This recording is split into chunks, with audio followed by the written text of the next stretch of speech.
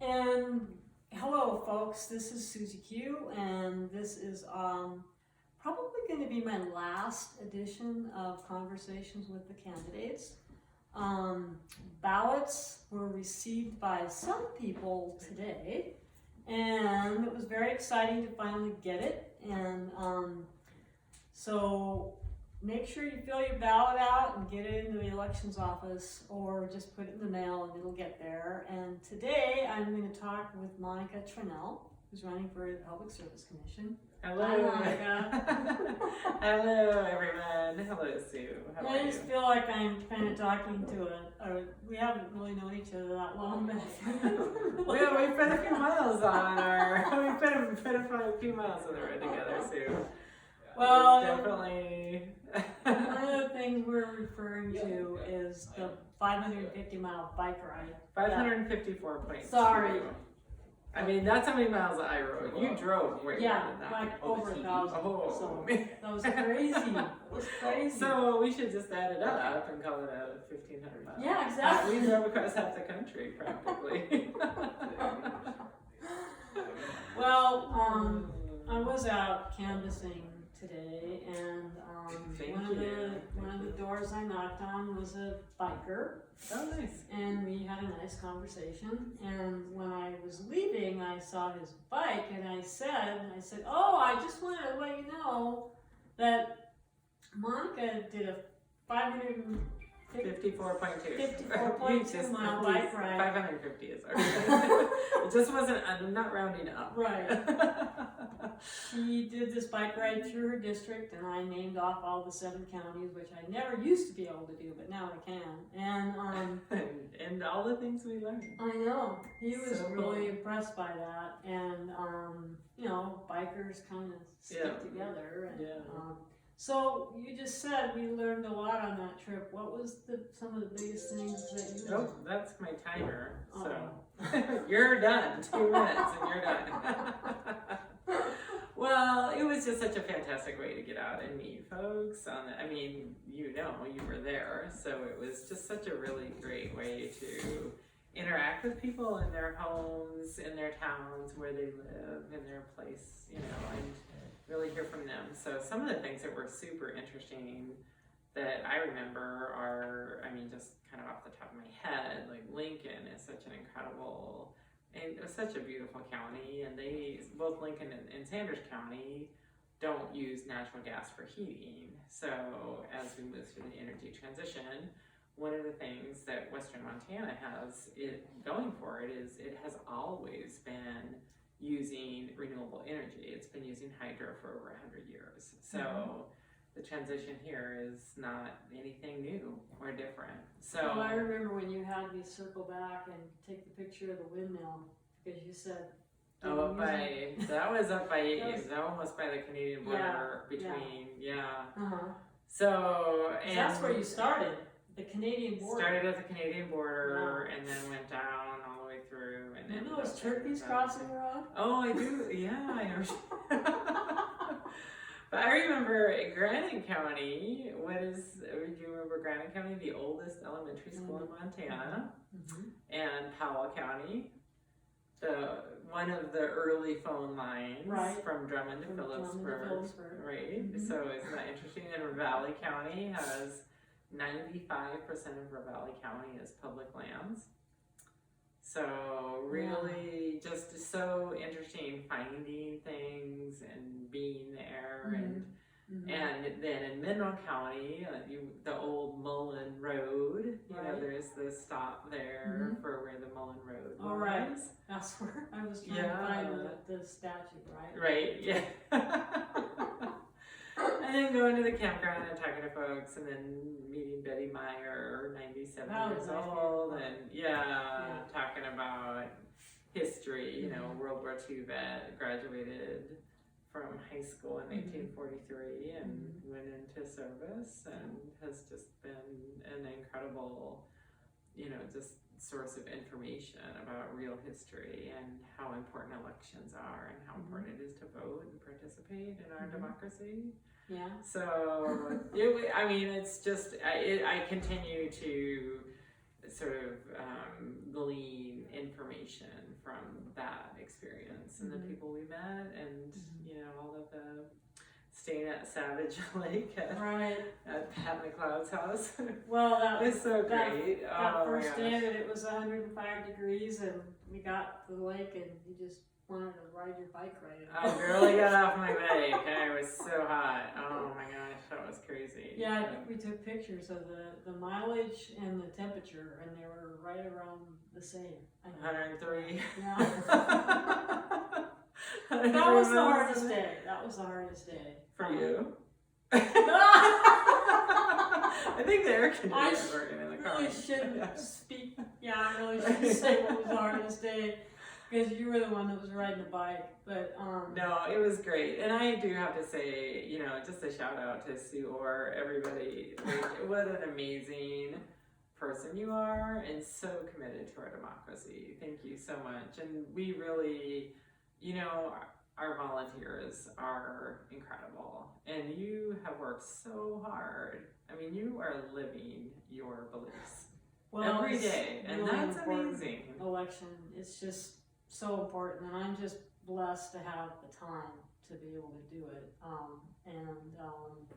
It's just knocking on doors. You just talk to people that you wouldn't have this conversation. Like when we were in Dixon and Hot Springs, and we knocked on a few doors, and that was a pretty interesting experience too, because a lot of people, you knock on the door and they say they're a Trump supporter, and you're like, well, I'm not running for president, I'm running for the PFC.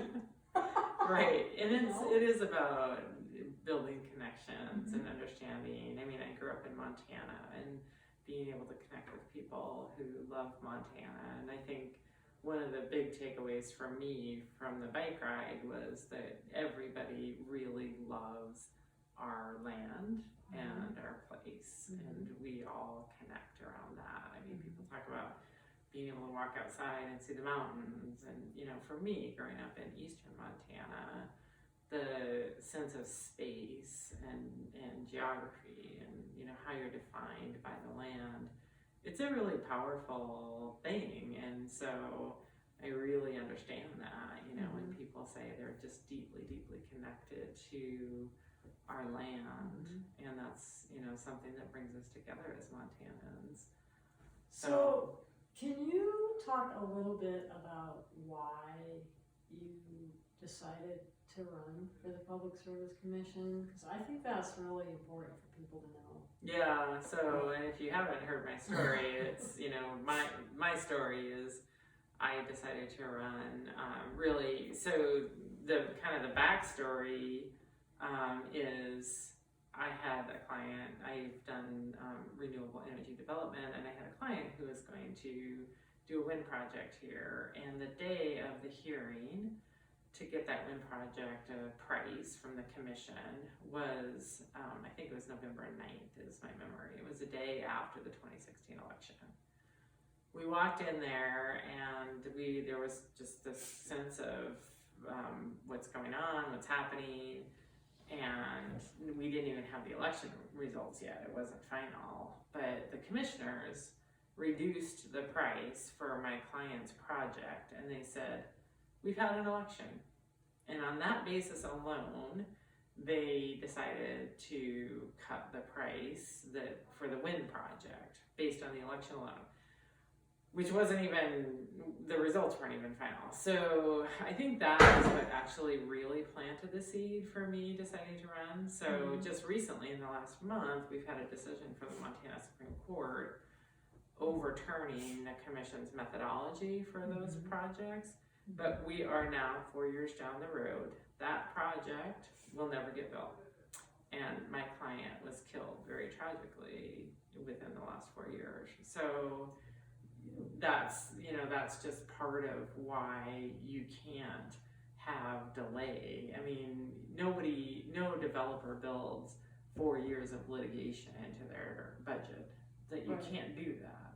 That's not reasonable. We need to have people in office who will follow science and the facts and the law, instead of imposing this terrible cost of litigation, which results in nothing getting done. But so, then a year and a half ago, I was at the commission and hearing for a different wind project in Stillwater County, and one of the commissioners said, "Oh, those wind turbines are dangerous. They fly off and kill people." And another commissioner said, "Well, the science is clear. The climate's getting colder." So, I mean, we're experiencing that today, I guess, right? With the fires on the West Coast and the hurricanes in the South and these slow moving, wet, storm systems. I mean, we can see we're living today what is only going to get worse if we don't fix it. Right. So I decided to run because we need people in office who are reasonable, who will follow the science, who will follow the law, and not do the bidding of the corporate utilities who are in this to make money. Right. That is their motive, to make money. So that's a long way. I was talking about this, and my kids have heard this, way too many times apparently, because my 4-year-old the other night said, "Mom, I think when people ask you why you're running, I think you should just say, because I love my kids." Clara? Yeah. Isn't that great? That's pretty. Yeah. So, and it's true. I'm running because I want my 3 daughters to have a democracy and a planet.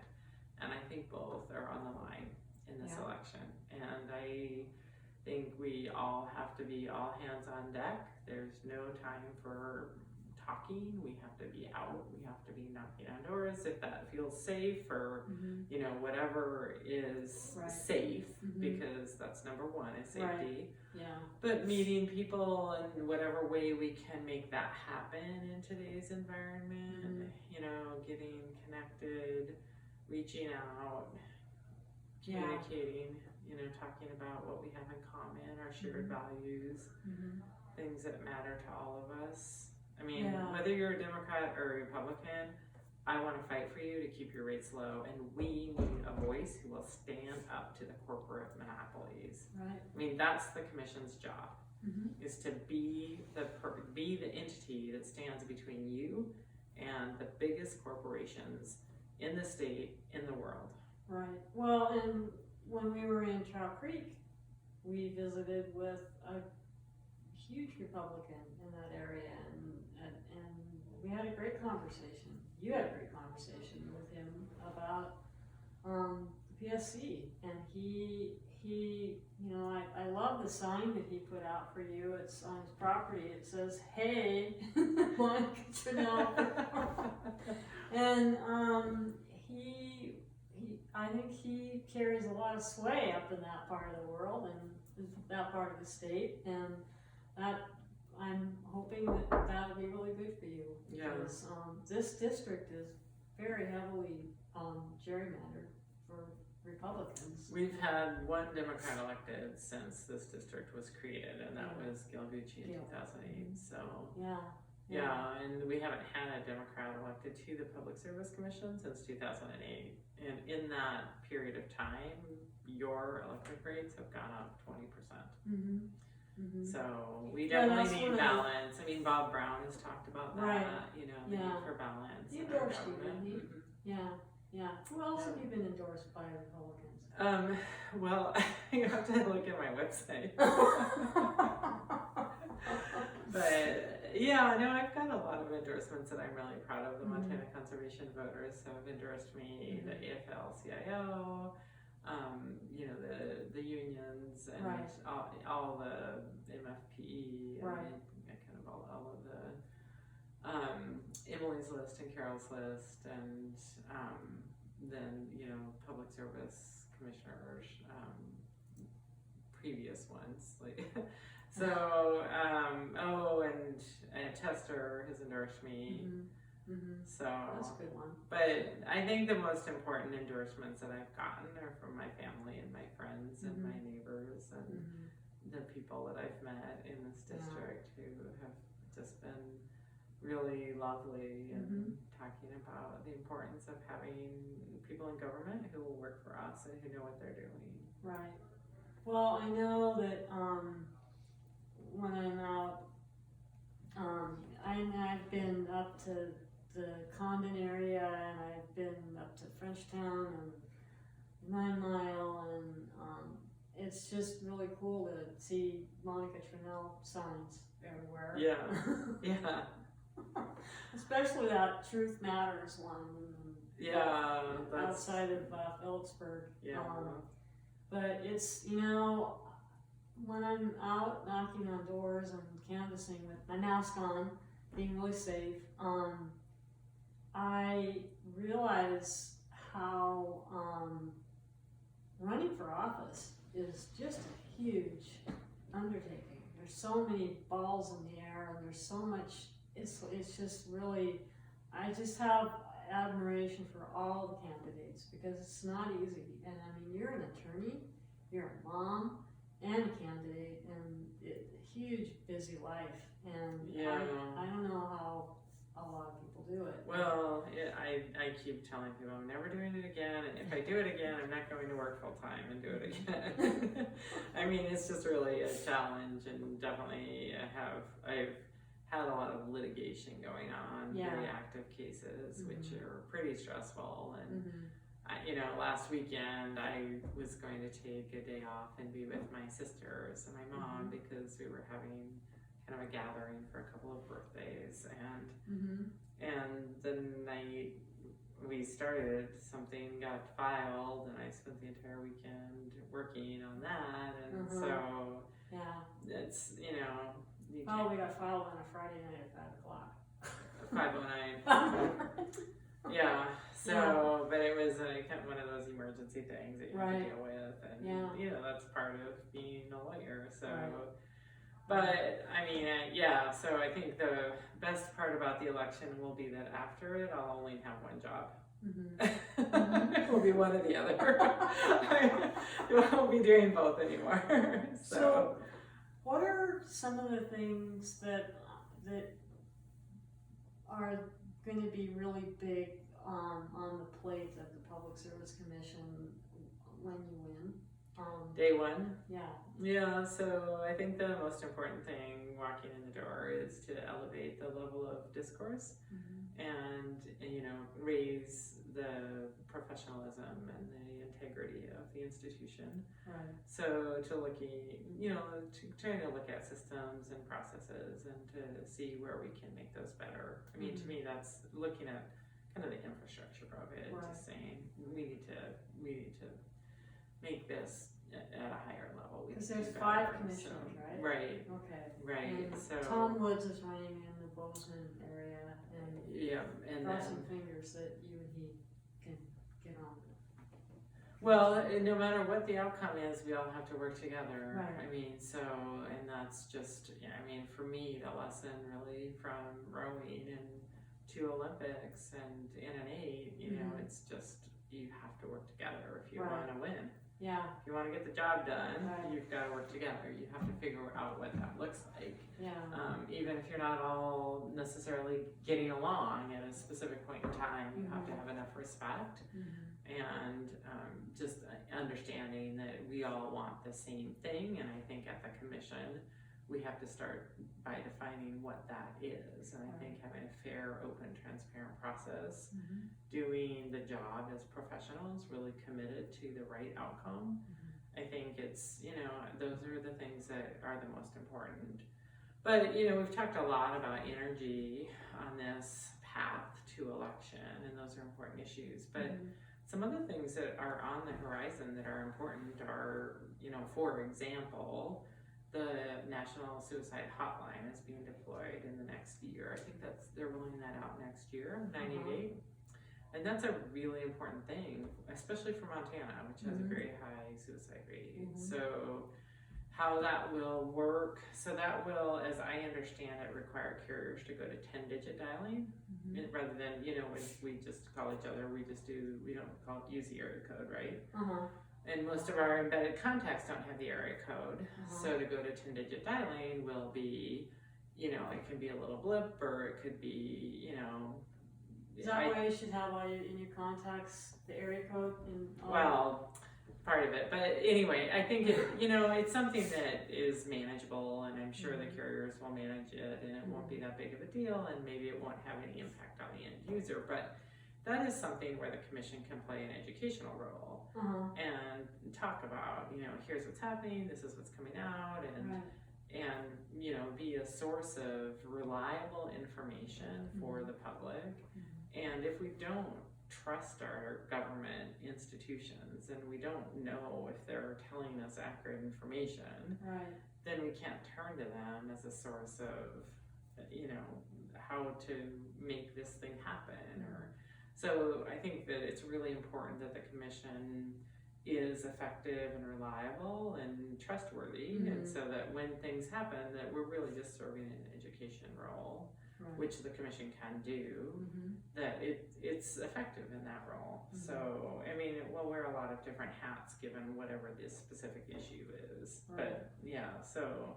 Well, one of the things I remember from the bike ride was taking a video of you of you're biking down the road, and it was near Lake Koopanooska, and you said, "You'll get an 8-hour day workout day out of me," and that was kind of in reference to some of the commissioners who don't show up at all.